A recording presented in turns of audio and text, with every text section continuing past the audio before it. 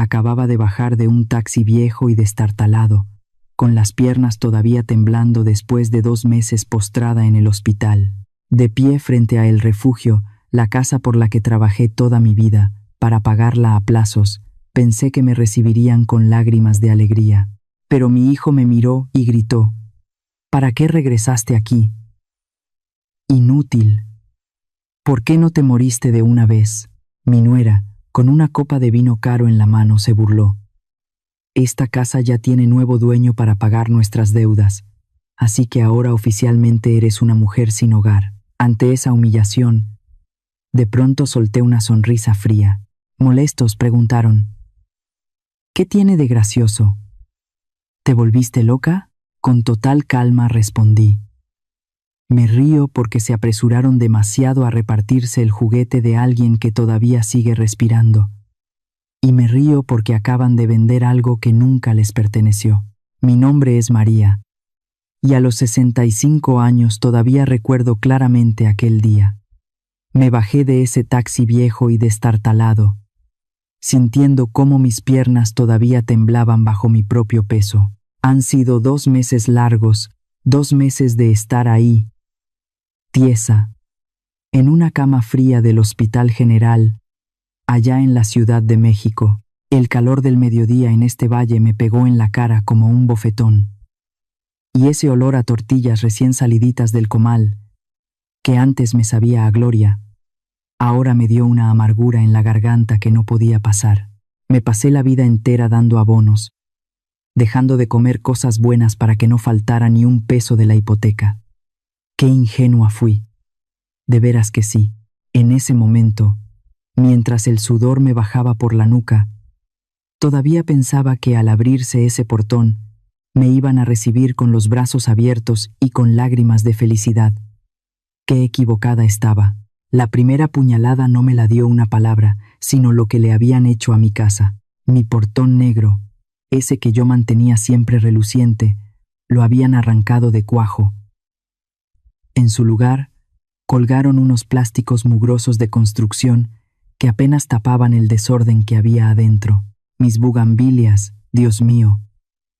Esas flores color fucsia que eran el alma del jardín y que yo cuidaba como a mis propios hijos, estaban tiradas en el suelo, las habían macheteado sin piedad, y ahí estaban, secándose entre el escombro y la basura. El ruido de un taladro empezó a taladrarme también el juicio. Y para rematar, un letrero rojo, chillante, que decía: propiedad privada, trabajo en trámite. Me quedé helada. ¿Propiedad de quién? Si esta casa es mía, construida con mis sudores. Entonces lo vi salir. Mi hijo, mi Alejandro, mi orgullo. Traía una camisa de seda de esas que brillan, toda presumida, y un reloj de oro en la muñeca que relumbraba con el sol. Andaba ahí, moviendo las manos, dándole órdenes a los albañiles, con un aire de patrón que nunca le conocí. Cuando sus ojos se toparon con los míos, no vi ni una pizca de gusto. Lo que vi fue un miedo espantoso, como si estuviera viendo a un muerto salirse de la tumba. Se quedó de piedra. El puro que traía en la mano se le cayó al suelo, ensuciándose de polvo. Y miren lo que es la vida. La primera palabra que salió de su boca no fue madre, ni gracias a Dios que volviste. Lo único que pudo decir, con una voz que le temblaba de puro coraje, fue: ¿por qué estás aquí? Atrás de él, como siempre, salió la Isabella. Traía un vestido rojo, apretadísimo, y unos tacones que sonaban fuertes sobre los ladrillos rotos. En la mano llevaba una copa de vino, de ese caro que yo nunca me atreví a comprar. Me miró de arriba a abajo, como se mira a un trapo viejo. Yo ahí, toda flaca, con mi ropa del hospital que me quedaba grande y un suéter raído que me prestaron, era el puro retrato de la miseria frente a su elegancia de plástico. Ella se echó un trago de vino, con una calma que daba miedo. Me miró como si ella fuera la dueña, y yo una limosnera que venía a estorbar. Ahora entiendo que esa seguridad que tenía no era por el dinero, sino porque ella ya me daba por muerta y enterrada. Alejandro se me acercó pero no para abrazarme. Me puso la mano en el hombro y me empujó tantito hacia la calle, como queriendo sacarme de su vista. Me preguntó que a qué volvía, que si los doctores habían dicho que ya no había esperanza, que ya solo faltaba desconectarme. Luego, apretando los dientes para que los albañiles no oyeran, me soltó lo más feo que un hijo le puede decir a quien le dio la vida. Me dijo que era una inútil, que por qué no me había muerto ya de una vez para dejar de causar problemas. Sentí que se me paraba el corazón de veras. E Isabella, para no quedarse atrás, me remató. Me dijo que mirara mi realidad, que yo ya no era nadie, que la casa ya tenía dueño nuevo y que con ese dinero ya habían pagado sus deudas. Me gritó en la cara que ahora yo era una indigente, una sin casa.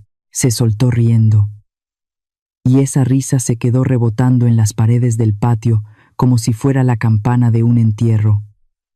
Los albañiles dejaron de trabajar y se nos quedaron viendo. Algunos agacharon la cabeza.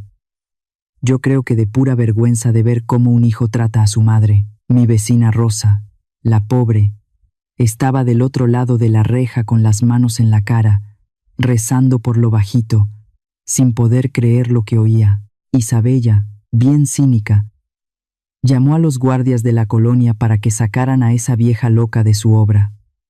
Me quedé ahí parada, bajo el sol que quemaba, pero yo sentía un frío que me calaba hasta los huesos. En mi cabeza se me vino la imagen de Alejandro cuando tenía 5 años. Me acordé de cuántas veces me quedé sin comer para comprarle su primera bicicleta para que fuera feliz, y pensar que ahora usaba esa misma boca para desearme la muerte. Pero algo pasó dentro de mí. El dolor fue tanto que se convirtió en una lucidez muy extraña, muy fría. Miré a mi hijo a los ojos, luego miré a esa mujer, y despacito fui dibujando una sonrisa. Ellos se sacaron de onda, se pusieron nerviosos, me gritaron que de qué me reía, que si ya me había vuelto loca de remate, y con la voz toda ronca, pero bien clarita, les dije: me río porque se apuraron a repartirse los juguetes de alguien que todavía respira, y me río más porque acaban de vender algo que nunca fue suyo. Saqué del bolsillo de mi suéter un sobre viejo, medio arrugado, pero que traía el sello de un fideicomiso que yo había armado a escondidas mucho antes del accidente. Vi cómo la cara de Alejandro y de Isabella cambiaba de color. Me quedé mirando mis manos, todas flacas y llenas de manchas por la edad. Me acordé de hace 30 años, cuando apenas era yo una maestra joven en un pueblito olvidado a las orillas de la ciudad. Para poder dar el enganche de esta casa, de mi refugio, tuve que vender el pedacito de tierra que mi padre me dejó en el campo, allá donde crecen los nopales y donde dejé enterrada mi infancia. Pensaba que estaba construyendo un nido para mi familia, pero lo que estaba haciendo era levantar las paredes de mi propia cárcel. Cada piedra de cantera de esta casa la pagué con sudor. Me acuerdo de las noches que me quedaba despierta dando clases particulares hasta que me ardían los ojos, cenando puro caldito de frijoles para que a mi Alejandro no le faltara nada. Él era un niño bueno, de veras que sí, pero mi error fue querer taparle siempre el sol con un dedo, cuidarlo tanto que no dejé que la vida lo curtiera. Me gasté hasta el último centavo de mi jubilación para que estudiara en esa universidad de paga, porque él decía que quería ser abogado y defender la justicia. Cuando se graduó y no hallaba chamba, no le dije nada. Lo seguí manteniendo, a él y a la Isabella, que llegó a la casa con una cara de mosca muerta, diciendo que su familia la había abandonado. Yo, de tonta, le abrí los brazos como si fuera la hija que nunca tuve. Hasta le regalé mi cadenita de oro de la Virgen de Guadalupe. Isabella se fue metiendo como la humedad. Empezó a cambiar las cosas de lugar, a tirar mis recuerdos porque según ella eran viejos y feos. Puso adornos de esos que brillan, pero que no tienen alma. Nunca la vi agarrar una escoba o arrimar una tortilla al comal. Se la pasaba todo el día frente al espejo, esperando que yo, la vieja, le sirviera la comida. Me convertí en la gata sin sueldo de mi propia casa. Cuando nacieron mis nietos, peor me fue. Me agarraron de nana de tiempo completo, de cocinera y de barrendera. Frente a la gente, la Isabella me decía Madrecita María. Pero en cuanto se cerraba la puerta, me miraba como si yo fuera un mueble que estorbaba. Alejandro se hacía el desentendido. Cuando yo quería hablar con él, siempre me salía con que no fuera exagerada, que la Isabella estaba deprimida. Se volvió un hombre miedoso, un agachón que no podía ver a su mujer a los ojos. Un día, limpiando la recámara de ellos, me encontré con unas cartas de cobro. Eran deudas de casinos, de esas financieras que cobran un dineral. Isabella se había gastado millones de pesos que no teníamos. Cuando la enfrenté, la cínica me gritó que esta casa era una porquería y que ella merecía vivir en Santa Fe, en un departamento de lujo. Ahí fue cuando vi el odio en sus ojos por primera vez. Menos mal que mi instinto de maestra no me falló. Busqué a Ricardo, un alumno mío de hace años que ahora es un abogado de los buenos. Nos vimos en un cafecito del centro y ahí firmé los papeles del fideicomiso. Quería que la casa fuera para mis nietos, pero que nadie pudiera tocarla ni venderla mientras yo viviera. Fue esa precaución la que me salvó la vida, aunque en ese momento mi corazón ya estaba medio muerto por la traición de mi hijo.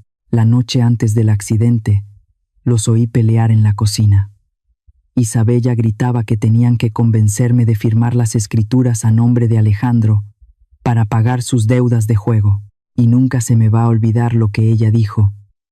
Me da escalofríos nada más de pensarlo, que solo faltaba que yo desapareciera un tiempo para que todo fuera más fácil. Al día siguiente, salí de la casa con un pendiente muy grande en el pecho, y de repente, todo se volvió negro en la carretera. Todas esas décadas de sacrificio se me vinieron abajo hoy, cuando escuché a mi propio hijo preguntarme que por qué no me había muerto.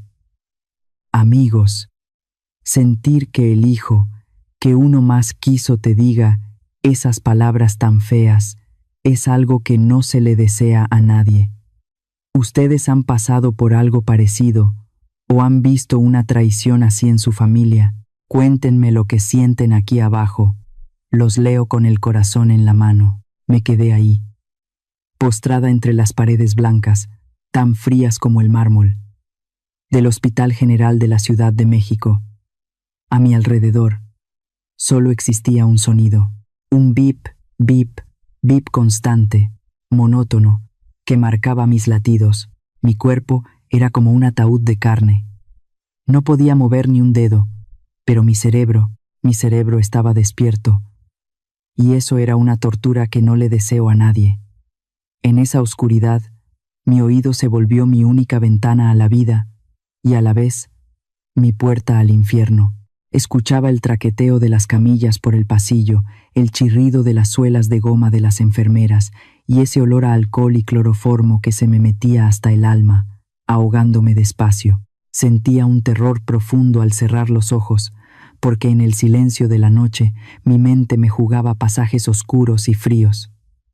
Un día, la puerta se abrió. No escuché rezos ni lamentos.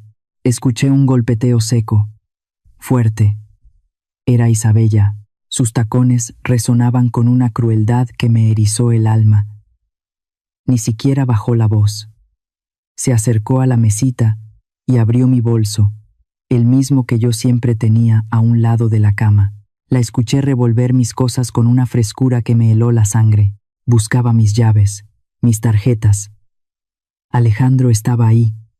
Lo escuchaba respirar agitado, con esa respiración de quien sabe que está haciendo una bajeza.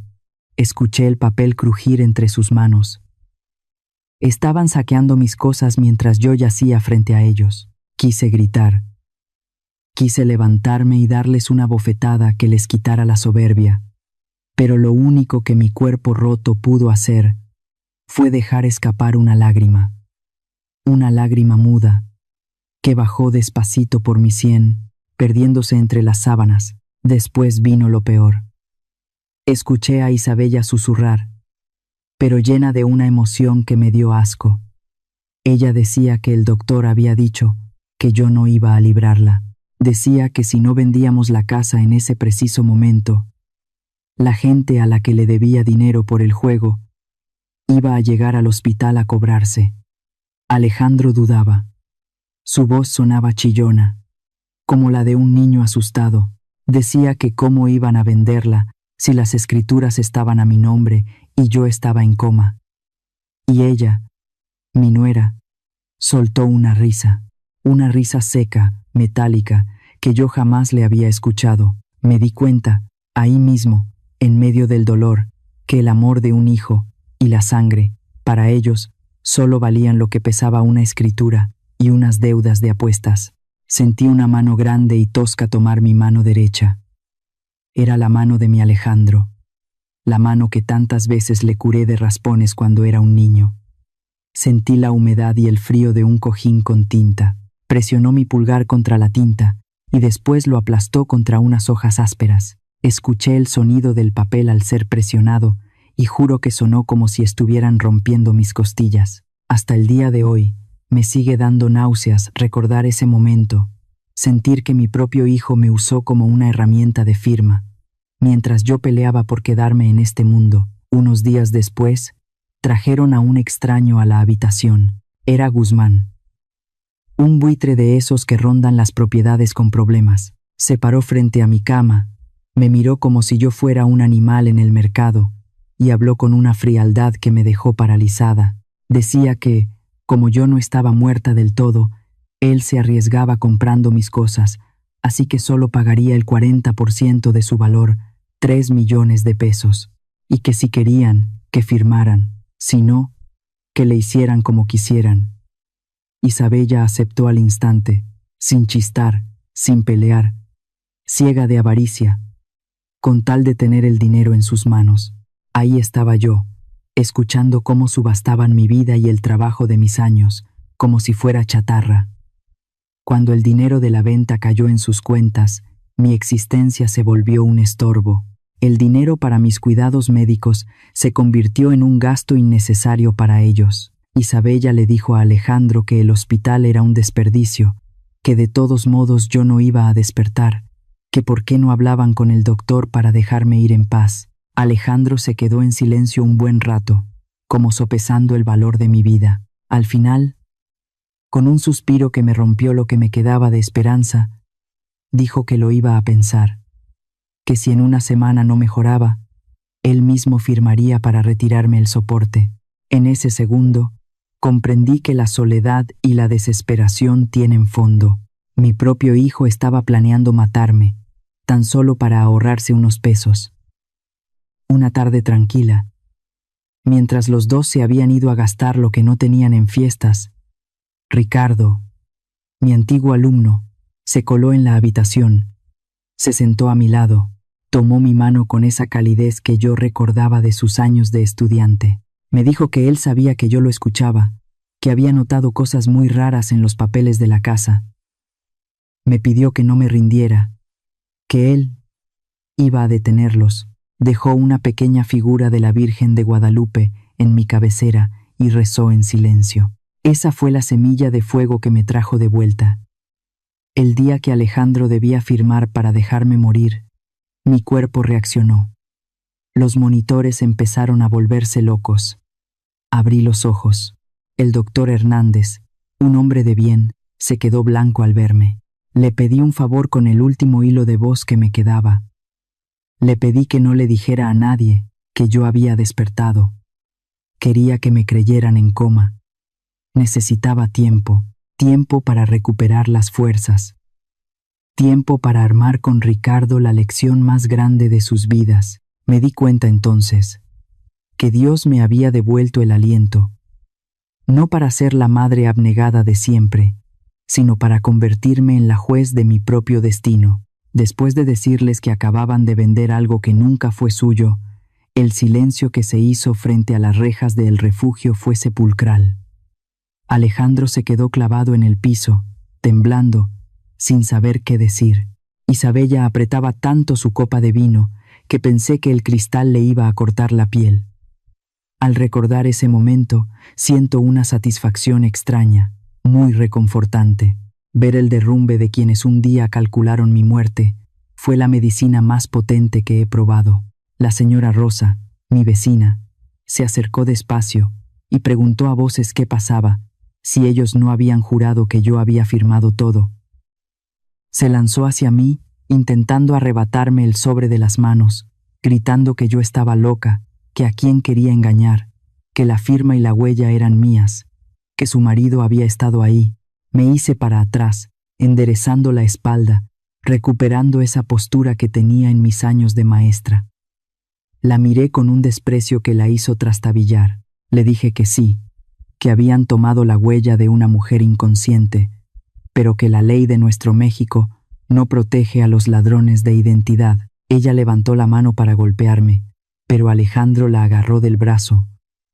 No por amor hacia mí, sino porque sus ojos de cobarde alcanzaron a ver una camioneta negra y lujosa que venía entrando a la calle. De esa camioneta bajó Guzmán. Se veía imponente, con su ropa cara, pero la cara se le volvió ceniza al verme ahí de pie. No saludó a nadie. Caminó directo hacia Alejandro y a gritos le exigió explicaciones. Le preguntaba que qué pasaba, que por qué yo estaba ahí, si él le había pagado 3 millones de pesos por una casa vacía. Alejandro balbuceaba. Decía que no sabía, que yo había aparecido de la nada. Guzmán se me quedó viendo con unos ojos cargados de muerte.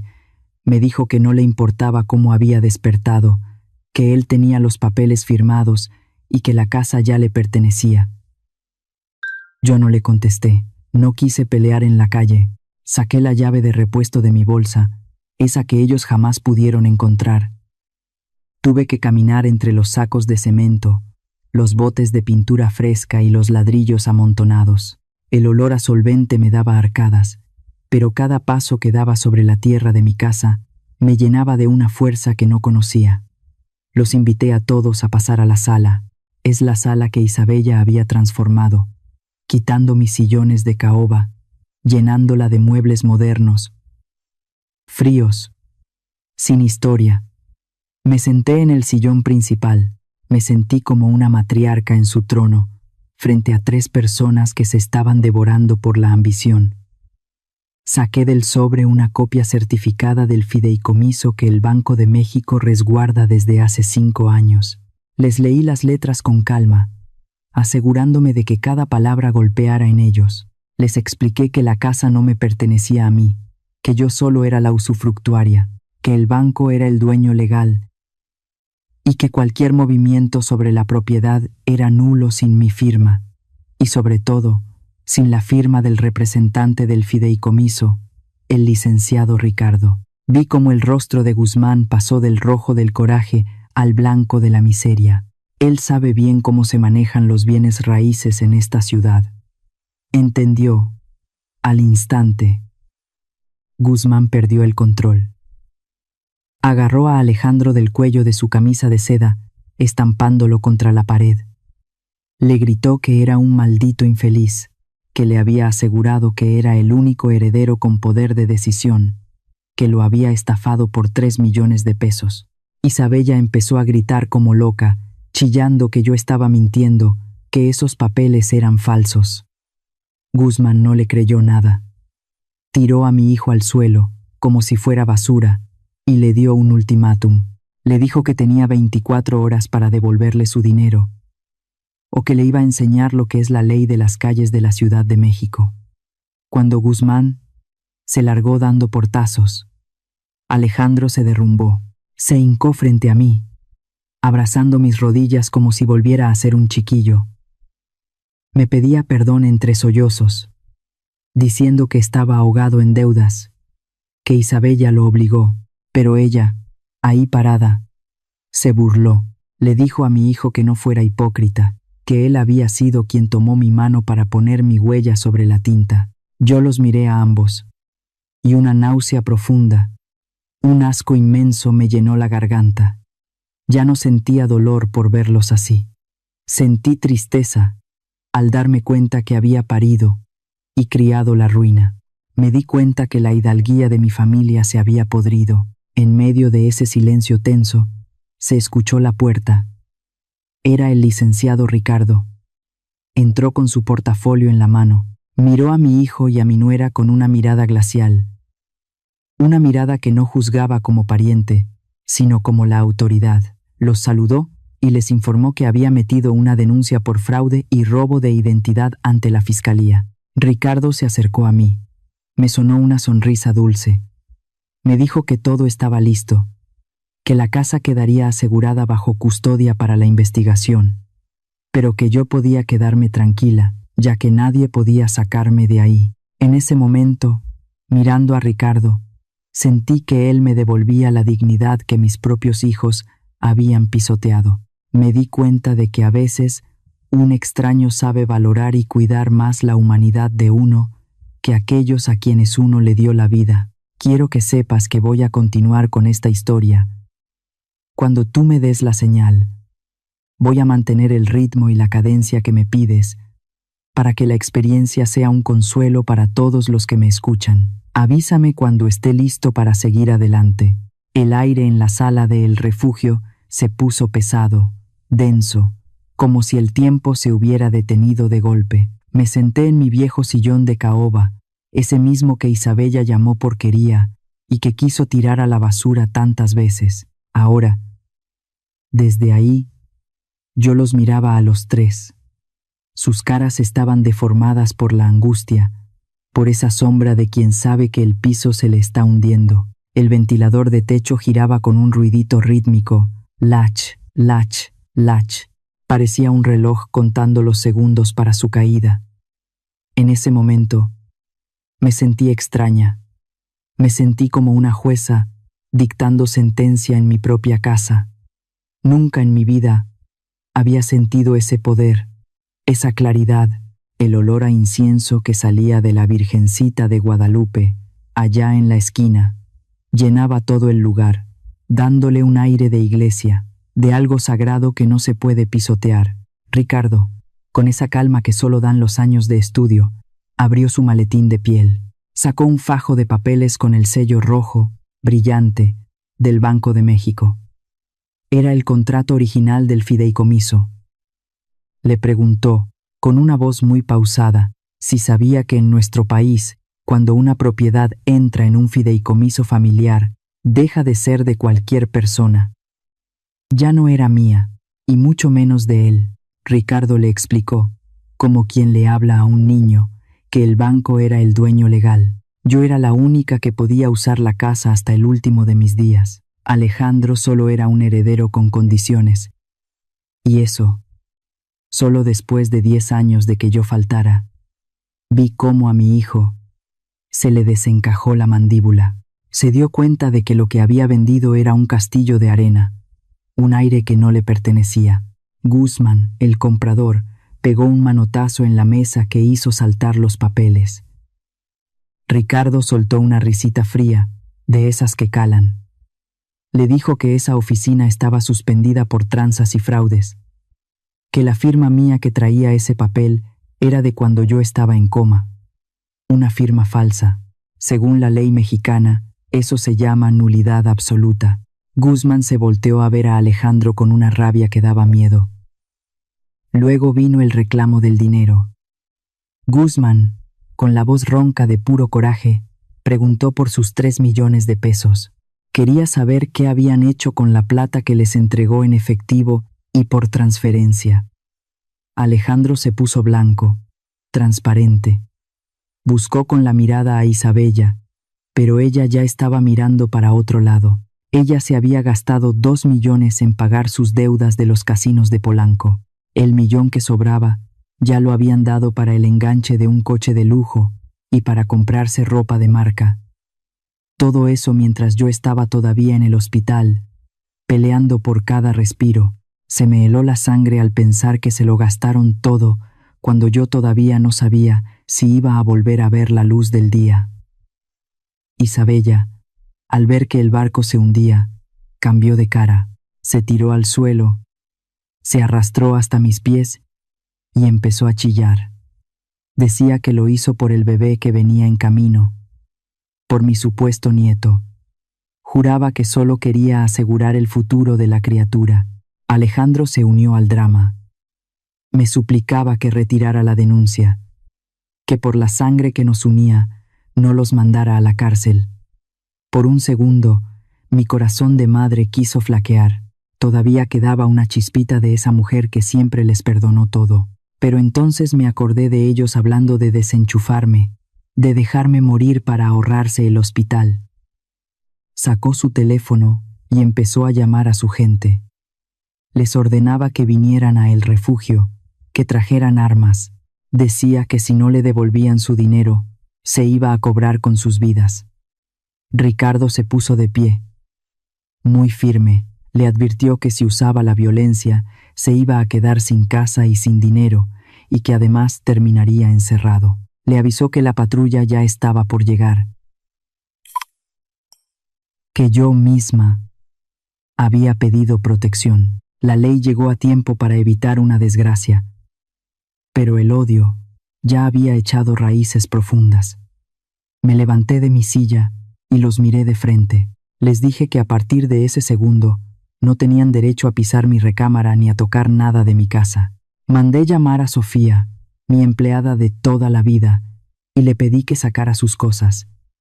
Les dije que se fueran al cuartito de Trevejos, allá al fondo del jardín.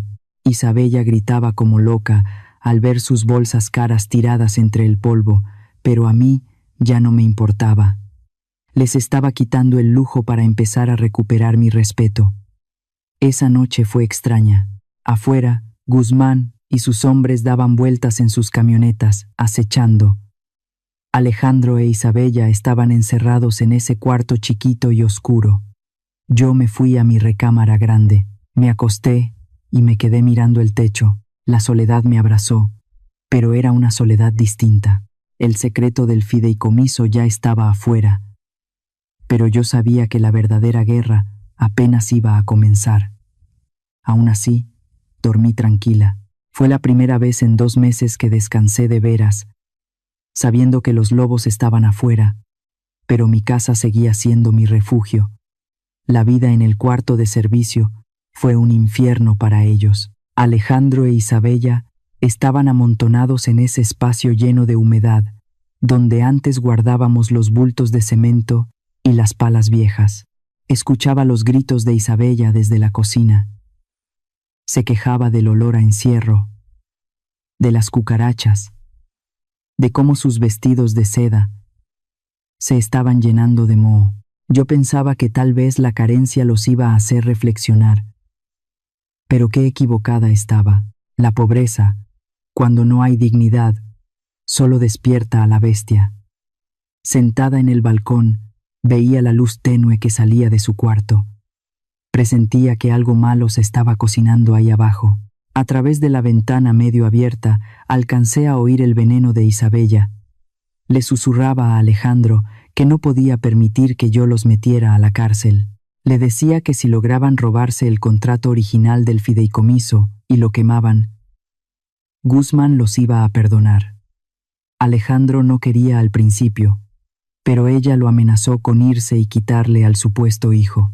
Fue ahí cuando mi propio hijo se terminó de romper. Dejó de ser mi niño para volverse una sombra llena de avaricia. Eran como las 2 de la mañana cuando un ruido me despertó. Era el sonido metálico de alguien queriendo forzar la puerta de mi despacho. Ahí es donde yo guardaba todos los papeles de Ricardo. No quise llamar a la policía de inmediato. Quería ver con mis propios ojos hasta dónde era capaz de llegar la sangre de mi sangre. Encendí una vela y bajé las escaleras de piedra, despacito, sin hacer ruido. En la penumbra, vi a Alejandro. Estaba sudando, con la cara desfigurada por el miedo y la ambición. Revolvía mis cajones como un loco, tirando mis libros, mis cosas queridas. Isabella estaba en la puerta, cuidando, apurándolo, para que encontrara el sobre del banco. Encendí la luz de la habitación y mi voz sonó más fuerte de lo que yo misma esperaba. Se volteó y me miró con unos ojos rojos, inyectados de odio. En lugar de agachar la cabeza, agarró un abrecartas de metal que yo tenía en el escritorio. Me apuntó con él, con la mano temblorosa. Me gritaba que le diera los papeles, que por qué me empeñaba en arruinarles la vida. Decía que de todos modos yo ya estaba vieja, que ya me iba a morir, que para qué quería la casa si él estaba hundido en deudas. Sentí que se me partía el alma en dos.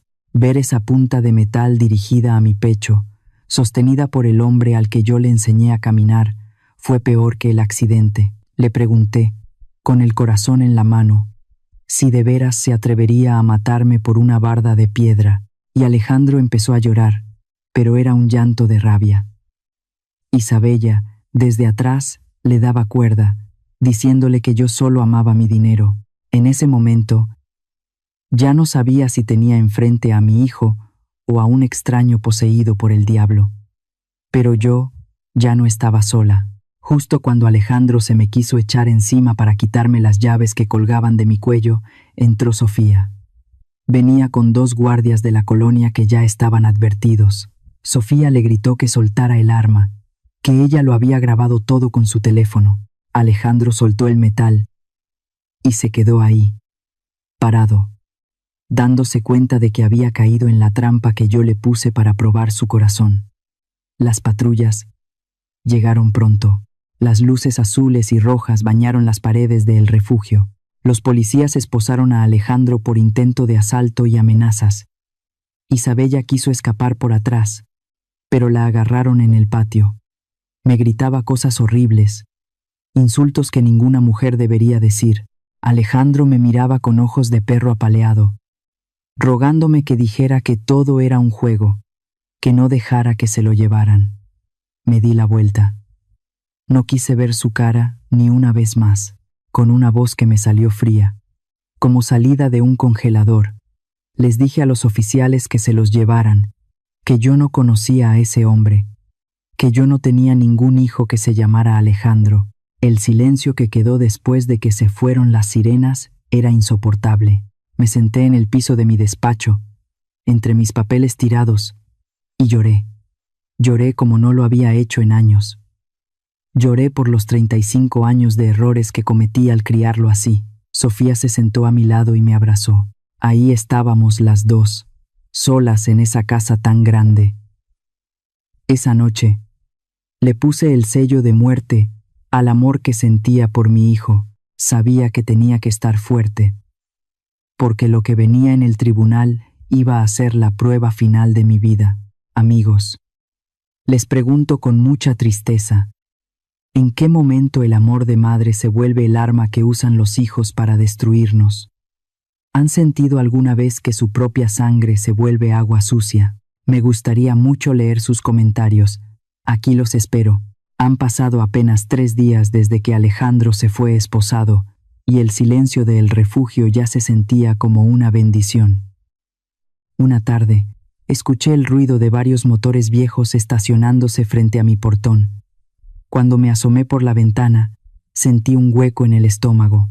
Era el carro destartalado de mi tía Consuelo, mi hermana mayor, la que siempre se ha sentido la guardiana de la moral de la familia Sánchez. Detrás de ella venían mis 2 sobrinos, unos muchachos que siempre han tenido las manos largas para pedir y cortas para trabajar. No traían flores, ni una gelatina, ni un bote de caldo de pollo para esta pobre vieja que acababa de salir del hospital. Traían unas caras largas, de esas que se ponen en los velorios, y la tía traía su rosario de madera colgando, como si viniera a sacar al demonio de mi sala. Pensé en no abrirles, de veras que estaba cansada, pero sabía que si no los enfrentaba de una vez, estos buitres no me iban a dejar en paz. Les dije que pasaran, aunque sus pasos sobre mis pisos recién limpios me dolieran. La tía Consuelo no perdió el tiempo. Apenas puso un pie en la alfombra, se me echó encima llorando a moco tendido. Empezó a rociarme con agua bendita que traía en un frasquito, murmurando rezos como si yo estuviera poseída. Después de un par de preguntas por mi salud, que se notaba que le importaban un bledo, soltó el veneno. Me dijo que Alejandro era mi propia sangre, mi único hijo, y que era una vergüenza para los antepasados que una madre Sánchez tuviera a su chamaco refundido en la cárcel. Mis sobrinos asentían, diciendo que la familia se lava la ropa sucia en casa y que yo estaba siendo una desalmada.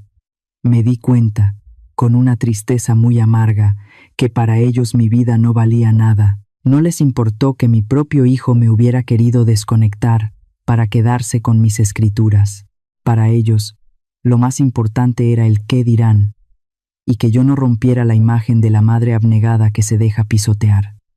La tía Consuelo sacó una imagen de la Virgen de Guadalupe y me exigió que me hincara a pedir perdón. Me decía que Dios manda perdonar 70 veces 7, y que Alejandro solo era un muchacho confundido por la mala de su mujer. Trataron de usar mi miedo a la soledad contra mí. Me decían que si no sacaba a Alejandro de la cárcel, yo me iba a morir sola en esta casa tan grande, que nadie me iba a cerrar los ojos cuando me llegara la hora. Por un momento, se los juro, sentí una duda chiquitita en el pecho. Me pregunté si de veras yo era la mala de la película, la vieja amargada que no sabe perdonar. Pero entonces, mientras la tía hablaba de caridad cristiana, vi cómo sus ojos recorrían mi vajilla de plata y mis cuadros viejos, como quien ya está repartiendo la herencia. Me quedé calladita, dándole un trago a mi té de tila. Me puse a observarlos bien. Recordé que Alejandro les había prometido que, en cuanto vendiera la casa a Guzmán, les iba a soltar una buena lana para arreglar el rancho de la familia en el campo. Se les había caído el negocio, y eso era lo que les dolía, no la libertad de mi hijo. Sentí una risa amarga por dentro al ver tanta hipocresía. Le hice una seña a Sofía, que ya sabía lo que tenía que hacer. Puse el montón de hojas sobre la mesa de centro, justo frente a la tía. Eran las copias de los préstamos que Alejandro les había hecho a ellos mismos, con mi dinero, con mis ahorros de maestra, mientras yo estaba en coma. Y no solo eso, también estaban las cuentas del hospital que nadie se dignó a pagar. Le pregunté a la tía Consuelo, mirándola bien fijo, si ella de veras creía que Alejandro era una víctima.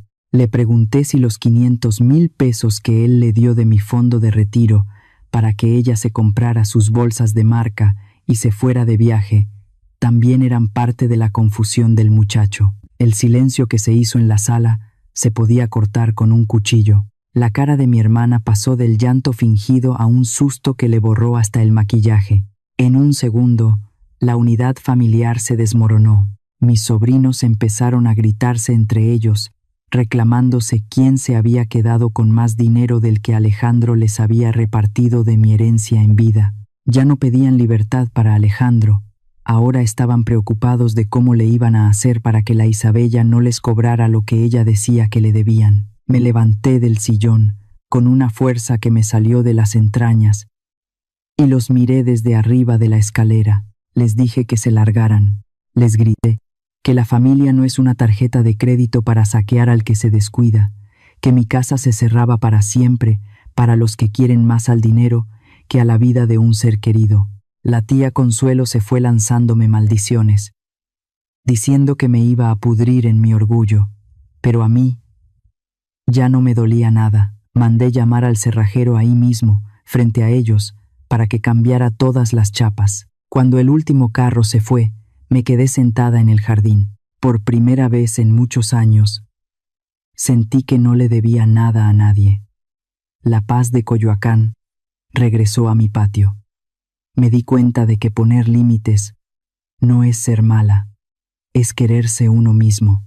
Esa tarde, tomé la fuerza necesaria para prepararme para lo que seguía, porque sabía que la Isabella no se iba a quedar de brazos cruzados. El veneno de la sangre ya lo había sacado. Ahora faltaba terminar con la víbora, que todavía andaba suelta. Dicen que el mal nunca descansa. Y la Isabella es la prueba viviente de eso. Por culpa de un abogado mañoso que se las sabe todas, ella logró salir bajo fianza. Usó el pretexto de un embarazo que, según ella, era de alto riesgo.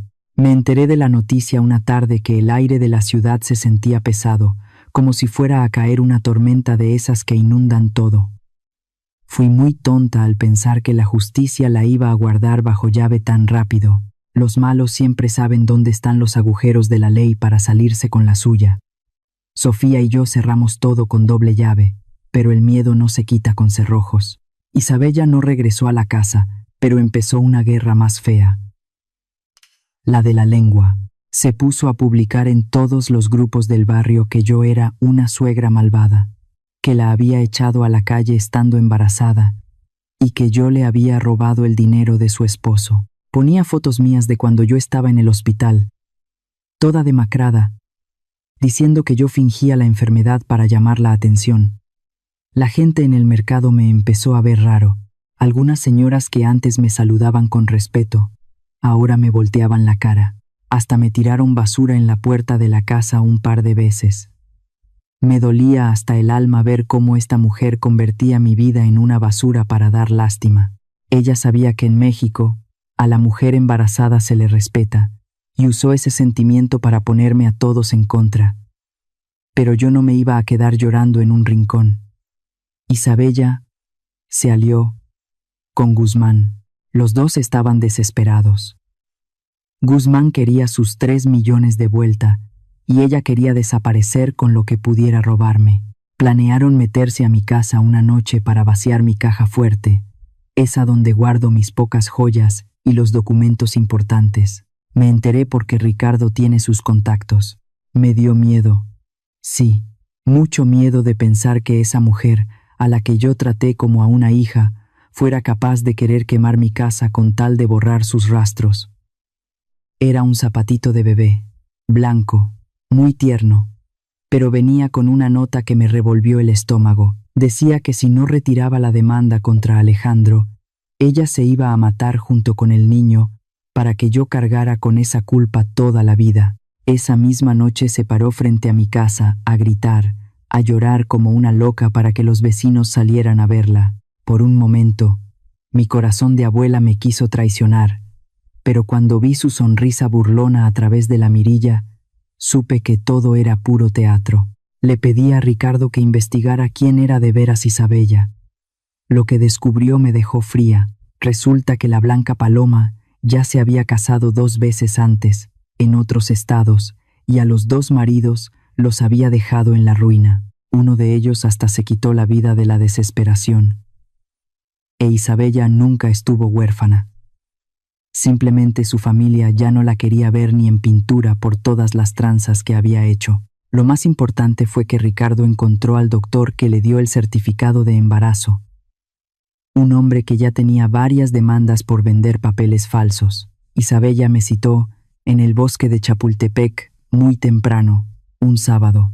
Decía que me quería entregar unos recuerdos de mi difunto esposo que ella se había llevado. Ricardo me dijo que no fuera, que era peligroso, pero yo sabía que si no la enfrentaba cara a cara, esa mujer nunca me iba a dejar en paz. Fui preparada, con 2 guardias de civil que Ricardo contrató y con una grabadora escondida bajo mi chal. Sentía que me jugaba la vida, pero ya no tenía nada que perder. Cuando llegué al lugar, Isabella ya no era la muchacha que pedía perdón. Se quitó la máscara, me gritó de todo. Confesó que ella misma le había dicho a Alejandro que me quitara el soporte de vida en el hospital, porque yo ya duraba mucho. Se rió en mi cara, diciéndome que Guzmán ya estaba entrando a mi casa en ese mismo momento para llevarse todo del cuarto de los papeles. Me dijo que yo me iba a morir sola, vieja y pobre en ese parque. Yo no me asusté. Me le quedé viendo con una lástima muy profunda. En ese momento, mis guardias salieron de entre los árboles junto con unos policías federales que ya tenían todo grabado. Isabella se puso pálida, quiso correr, pero no llegó lejos. Al mismo tiempo, en el refugio, Guzmán y sus matones cayeron en la trampa que les pusimos y los agarraron con las manos en la masa. Ver a Isabella esposada, chillando de rabia y no de tristeza, me enseñó la lección más grande. A veces el enemigo no viene de afuera, sino que duerme en la habitación de al lado, pero también aprendí que la verdad tiene su propia fuerza y que nadie, por más mañoso que sea, puede tapar el sol con un dedo para siempre. Me di la vuelta y caminé bajo los árboles de Chapultepec, sintiendo que por fin la víbora ya no tenía veneno para mí. Guzmán no se quedó encerrado mucho tiempo. Ese hombre tenía una red de conocidos en la política y en los despachos que le servían de escudo, pero el hecho de que lo hubiéramos agarrado casi con las manos en la masa dentro de mi refugio le dolió más en el orgullo que en la bolsa. Era un tipo pesado de allá de Polanco, de esos que se sienten dueños de la ciudad, y que una vieja maestra le pusiera un alto frente a sus propios hombres fue un golpe que no iba a perdonar. Me contaron que en su oficina de cristal, allá en las alturas de los edificios más modernos, se ponía como loco. Dicen que rompió botellas de vino de las más caras, cuando se enteró de que los 3 millones de pesos que le dio a Alejandro se habían esfumado. Isabella se los había gastado todos en los casinos y en pagar deudas de tarjetas de crédito. Guzmán, furioso y sintiéndose humillado, ordenó a sus hombres que rodearan mi casa día y noche. Ni el del gas, ni el que traía la despensa, ni el agua. Quería convertirme en una prisionera en mi propia tierra, en una isla aislada del mundo. Al recordarlo ahora, me doy cuenta de lo patético que era ese hombre. Un señor con cientos de edificios y departamentos, volviéndose loco por una casa de piedra vieja que no pudo arrebatar. Como no pudo por las malas, usó sus influencias. Les dio dinero a unos técnicos para que me cortaran la luz y el agua, diciendo que como dueño nuevo él tenía el derecho de suspender los servicios. Sofía y yo nos quedamos a oscuras. Tuvimos que sacar las velas, cocinar con un anafe de carbón allá en el patio y juntar agua de lluvia que caía en el balcón para poder lavarnos las manos y bajarle al baño. En esas noches negras, sentada sola en la sala, veía mi sombra alargada por la luz de la vela y me sentía como si hubiera regresado a mis años de maestra joven, cuando apenas tenía para los frijoles. Guzmán se equivocó conmigo. Pensó que quitándome las comodidades me iba a doblar, pero se le olvidó que yo ya había regresado de la muerte, a una mujer que ya estuvo en el umbral del más allá. No le asusta un poco de sombra, pero no contaban con mi ejército, no un ejército de armas, sino de mentes. La noticia de que la doña María estaba siendo asediada por un tiburón inmobiliario corrió como pólvora entre mis antiguos alumnos. Un buen día, escuché un relajo afuera del portón. Era una caravana de coches cargados con garrafones de agua y comida. Al frente venía Paco, un muchacho que hace 20 años se sentaba en la primera fila de mi clase y que ahora es un periodista de esos que no le tienen miedo a nada. No solo trajeron víveres, trajeron cámaras, luces y micrófonos. Se plantaron frente a los matones de Guzmán y empezaron a grabar todo.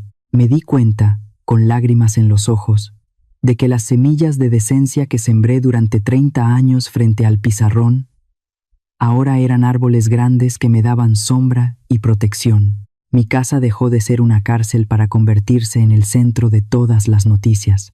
Ricardo, siempre tan listo, organizó una transmisión en vivo desde la puerta del refugio. Millones de personas en todo México vieron mi cara, mi ropa sencilla y escucharon mi historia. Les conté cómo mi propio hijo y mi nuera me quisieron vender mientras yo estaba en coma, y cómo este señor Guzmán quería terminar el trabajo usando el miedo. Pusimos los videos de la noche en que la policía lo detuvo intentando entrar a mi despacho. El país entero se indignó. Ricardo tenía razón al decirme que contra los que trabajan en la oscuridad, la única medicina es prenderles la luz. El imperio de Guzmán se empezó a agrietar. Bajo la presión de la gente, sus socios empezaron a retirarle el dinero de los proyectos grandes de Polanco y Santa Fe. Nadie quería que lo vieran haciendo negocios con un hombre que asediaba a una maestra jubilada. Hasta el SAT, la Oficina de los Impuestos, se dio cuenta de que 3 millones de pesos en efectivo para una casa eran algo muy raro, y le mandaron una auditoría de esas que te revisan hasta los calcetines. De ser el rey de las bienes raíces, pasó a ser un apestado social en menos de lo que canta un gallo. Descubrió que Guzmán usaba ese modo de comprar casas con papeles rápidos para lavar dinero de gente muy mala de otros países. El expediente de mi casa se convirtió en la prueba principal. La fiscalía le puso cargos por lavado de dinero y fraude procesal. Le aseguraron todos sus bienes, hasta esa camioneta de lujo que usaba para venir a gritarme al portón. Guzmán quería mi casa para hacerse más rico y terminó siendo el lugar que lo mandó derechito a la sombra de una celda, antes de que se lo llevaran detenido los federales. Guzmán vino a verme una última vez. Llegó solo, sin escoltas, con la cara hundida y los ojos llenos de una rabia que ya era pura desesperación. Me ofreció 10 millones de pesos, 3 veces lo que valía mi casa. Si yo retiraba los cargos y decía que todo había sido un malentendido. Lo miré con calma, le sonreí un poquito y puse sus manos lejos de mi mesa. Le dije que había cosas que ni con todo su dinero podía comprar, como mi paz y la verdad de lo que pasó. En ese momento me sentí la verdadera dueña de mi hogar, no por el valor de la cantera o del terreno, sino porque había defendido el espíritu de mi casa de unas manos tan sucias. Guzmán salió del refugio escoltado por la policía, entre los gritos de los vecinos que también habían sufrido sus abusos en el pasado. Mi casa volvió a tener luz, el agua volvió a correr por mi jardín de rosas y el silencio volvió a ser de ese que te llena el alma de tranquilidad. Guzmán fue solo una prueba para demostrarme que, cuando uno está del lado de lo que es justo, no hay gigante que no caiga. El día del juicio en el Tribunal de la Ciudad de México, el aire se sentía cargado de una solemnidad que me calaba los huesos. Me puse mi mejor vestido negro, me peiné el pelo blanco con cuidado y entré apoyada en el brazo de Ricardo. Todavía sentía los estragos del accidente en mis rodillas, pero mi espalda estaba más derecha que nunca. Afuera, la plaza estaba llena de gente de Coyoacán, mis vecinos, mis alumnos, todos estaban ahí gritando mi nombre. Nunca pensé que iba a tener que pisar un juzgado para ver a mi único hijo a los ojos y acusarlo. Me dolía. Claro que me dolía. Pero era un dolor que ya no me paralizaba. Entramos a la sala y el olor a madera vieja y a justicia me envolvió. Cuando el mazo del juez sonó, un golpe seco que resonó en las paredes, supe que el momento de la verdad había llegado. Ya no había marcha atrás. Ahí estaban ellos, Alejandro e Isabella, sentados del otro lado, esposados. No se parecía en nada al hombre presumido de la camisa de seda. Tenía la barba crecida, los ojos hundidos, y no podía levantar la mirada para verme. En cambio, Isabella seguía intentando su último truco. Traía un vestido flojo, se tocaba la panza a cada rato y lloraba de esa forma falsa para que el jurado le tuviera lástima por su supuesto embarazo. Me dio un escalofrío ver al hombre que yo misma arrullé sentado en la silla de los acusados como un extraño. Alejandro me miró un segundo, con ojos de perdón, pero mi corazón se quedó frío. No podía olvidar la noche del cuchillo. Me tocó pasar al estrado. Mi voz salió ronca, cansada, pero cada palabra era clara. Les conté cómo escuché sus planes, mientras yo estaba en un coma profundo. Les hablé de mis 30 años de dar clases, de cómo dejé de comprarme zapatos nuevos para que Alejandro tuviera la mejor educación. Les dije cómo me sentí cuando me usaron como un sello de correos para robarme lo único que tenía. La gente en la sala se quedó calladita. Se oían los sollozos de algunas señoras. Conté lo del hospital, lo del plan para desconectarme. Me sentí liberada al decirlo todo. No era por odio.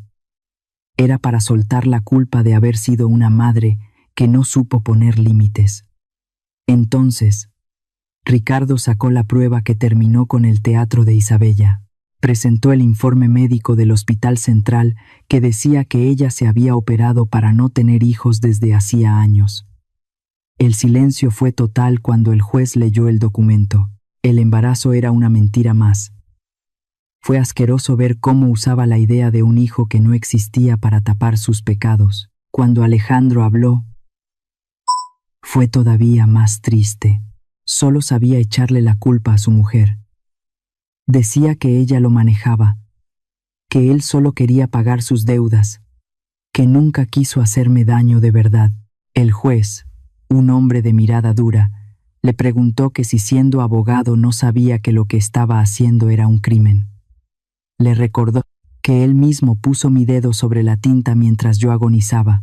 Alejandro se dobló sobre la mesa y se puso a llorar, pero no era por mí, era por el miedo a la cárcel que ya lo estaba abrazando.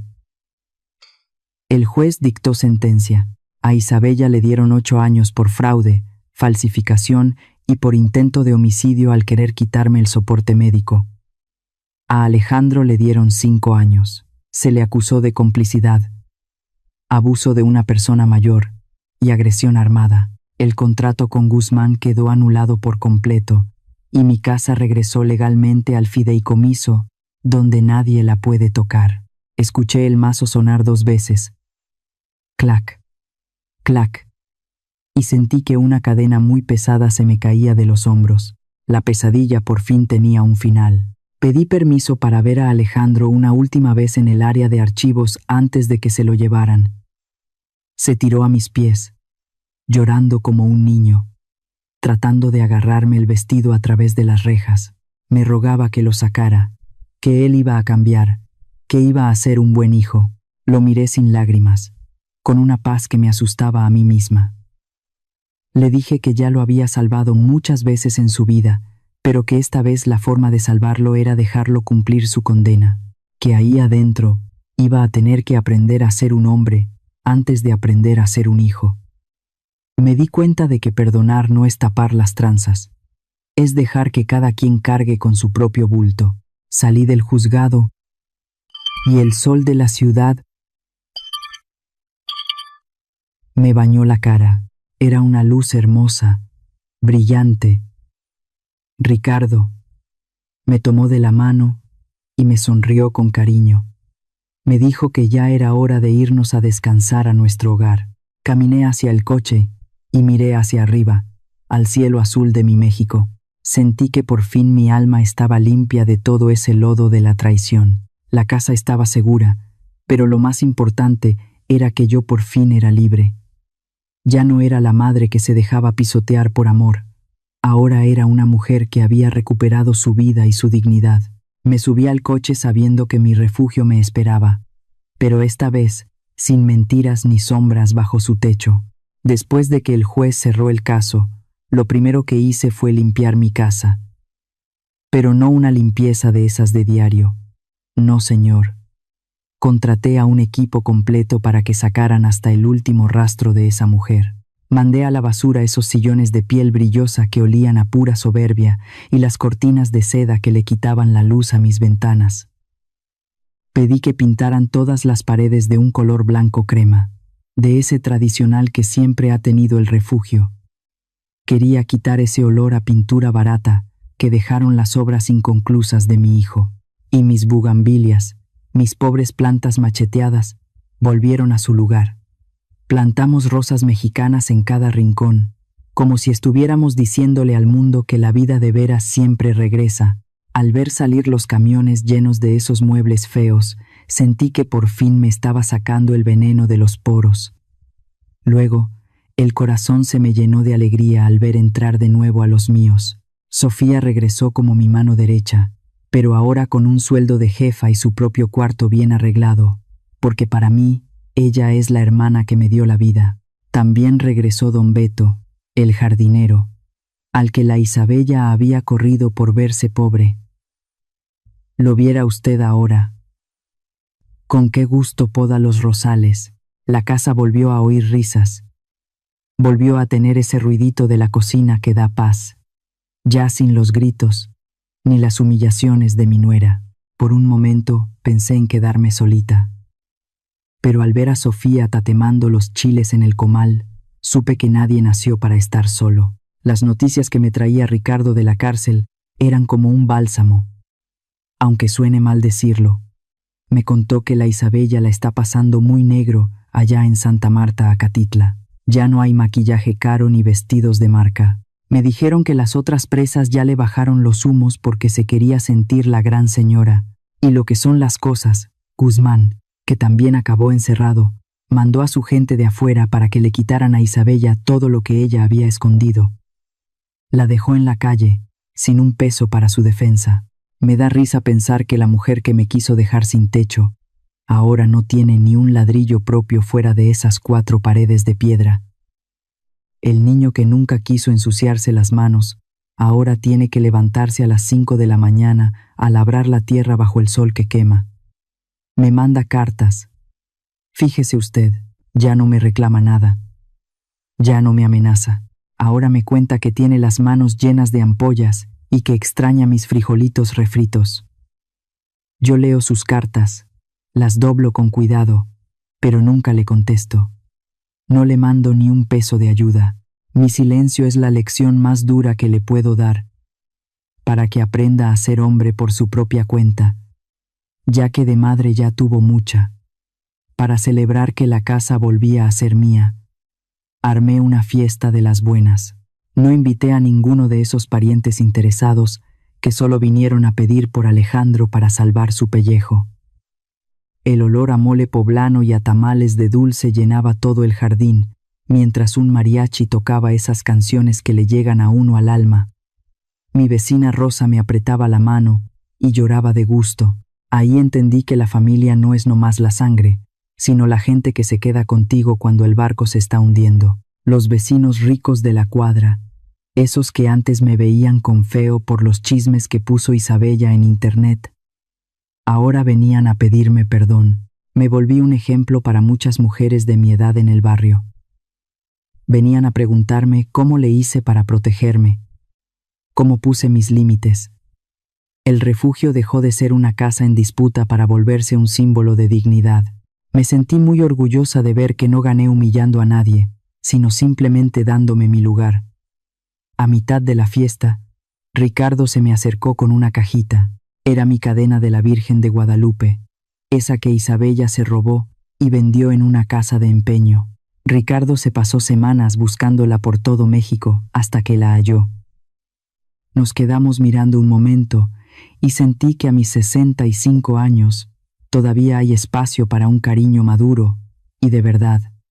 A veces hay que limpiar la basura para que llegue la gente buena. Ese día tomé una decisión. Voy a usar los cuartos que sobran en esta casa para abrir una fundación. Se va a llamar el Refugio de María. Vamos a ayudar a viejitos que, como yo, sufren por la ambición de sus hijos. Esta casa ya no es solo mía, es una esperanza para los que se sienten abandonados. Al ver el sol caer sobre mis rosas, sentí una paz que no tiene precio. Mi accidente no fue el final. Fue la purga que necesitaba para entender que mi misión apenas comenzaba.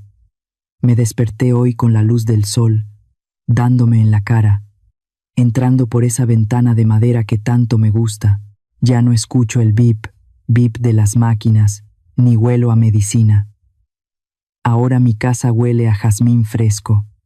Me bajé de la cama sin usar el bastón, sintiendo el calorcito de los ladrillos de barro bajo mis pies.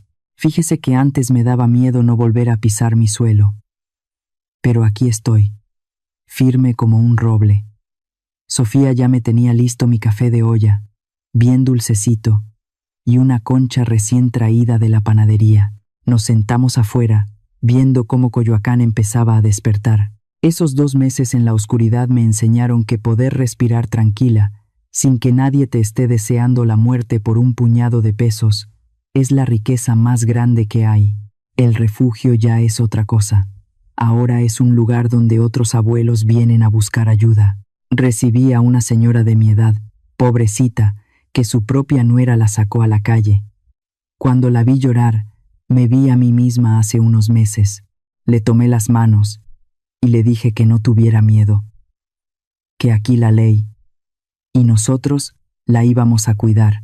Sentí que mi venganza contra la vida fue esa, convertir mi dolor en un techo para los demás. Es una satisfacción muy dulce ver que el mal que me quisieron hacer se convirtió en puro bien para gente que de veras lo ocupa. Me llegó otra carta de Alejandro desde la prisión. Dice que ahora cuida nopales en el campo y que la piel de sus manos ya se puso dura. Me pide que le mande una foto de cuando él era chiquito, de cuando todavía era un buen niño. Tomé la carta y sin pensar mucho, la eché a la chimenea. Ya no le guardo coraje, ya se me pasó el odio, pero tampoco hay lugar para él en mi vida nueva. Mi perdón fue dejarlo ahí, para que la vida le enseñe lo que yo no supe enseñarle por quererlo de más. De la Isabella me dijeron que ya está acabada. Se la pasa encerrada, llorando porque su belleza se le está yendo entre esas paredes de concreto.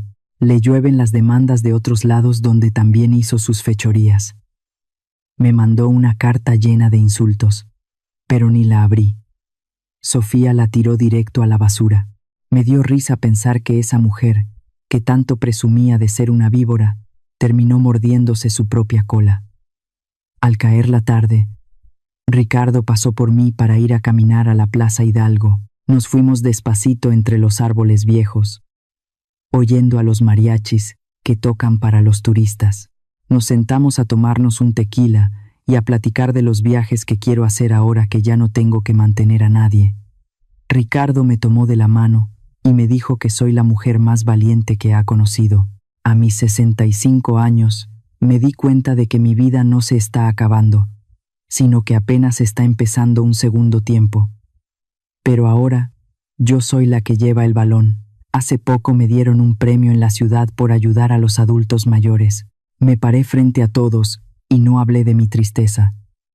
Hablé de los límites. Les dije que la familia es sagrada. Sí, pero que nadie tiene derecho a pisotear tu dignidad bajo el nombre del cariño. Les pedí a todas las madres que no se vuelvan ciegas por amor, porque ese amor mal entendido cría monstruos. Mi discurso voló por todo México y me dio orgullo saber que mi voz ya no tiembla, que ahora mi voz es un arma para defender a los que no pueden hablar. Esta noche, antes de acostarme, prendí una veladora frente al altar de mi marido. Le susurré que la casa estaba segura, que cumplí con lo que nos costó tanto trabajo. Sentí un airecito fresco, como si él me diera un abrazo desde el otro lado. Me miré en el espejo y vi mis arrugas, pero ahora las vi con orgullo. Ese accidente fue un regalo muy amargo, pero me sirvió para despertar de veras. Ahora me siento en mi silla de siempre, viendo hacia el portón. La entrada está abierta para los amigos, pero bien cerrada para los que traen avaricia en el alma. Me tomo mi té y me sonrío sola. Alejandro me preguntó un día que de qué me reía. Ahora le contesto desde aquí. Me río porque por fin me encontré a mí misma en medio de tanta traición. Me río porque sigo viva, sigo de pie y soy dueña de mi propio destino. Amigos, les dejo estas palabras que me salen del alma después de haber visto la muerte de cerca. Primero, pongan límites. Una pared de piedra no te cuida. Lo que te cuida es saber decir que no. No dejen que la familia les saque los ojos nomás por ser parientes. El respeto se gana, no se hereda. Segundo, amen con sabiduría. Yo quise a mi hijo más que a mi vida y lo eché a perder. Enseñen a sus hijos a ser gente de bien, no les tapen sus tranzas. El amor de madre no debe ser ciego. Tercero, cuidado con la avaricia. El dinero es como el veneno de la víbora. Empieza con un gusto por lo caro y termina matando el corazón. Alejandro e Isabella lo perdieron todo por quererlo todo rápido. Y por último, prepárense para la tormenta cuando todavía hay sol. Hagan sus papeles, infórmense de la ley. Que su herencia sea su tranquilidad, no el motivo de su desgracia. Si están pasando por algo así, no tengan miedo de cortar por lo sano. Es mejor estar solo en libertad que mal acompañado en la humillación. Yo ya gané. Soy María, ya desperté, y esta vez nadie me vuelve a apagar la luz. ¿Y usted? ¿Qué piensa de la decisión que tomé? ¿Se le hace que fui muy dura? ¿O cree que era lo justo? Si estuviera en mis zapatos, habría hecho algo diferente. Me gustaría mucho saber qué tiene en su corazón, así que, por favor, comparta sus pensamientos en los comentarios. Me tomo el tiempo de leer cada palabra, una por una, porque sus historias también me enseñan mucho. Si este relato le sirvió para reflexionar, no olvide dejarnos un me gusta, compartirlo con sus seres queridos. Quizá alguien necesite escuchar este mensaje hoy y suscribirse al canal para que no se pierda ninguna de nuestras próximas historias. Nos escuchamos muy pronto en el siguiente relato. Somos Antes del Silencio, un rincón donde usamos las historias para caminar juntos a través de los años, buscando siempre recuperar la paz y esa fuerza que nos hace invencibles.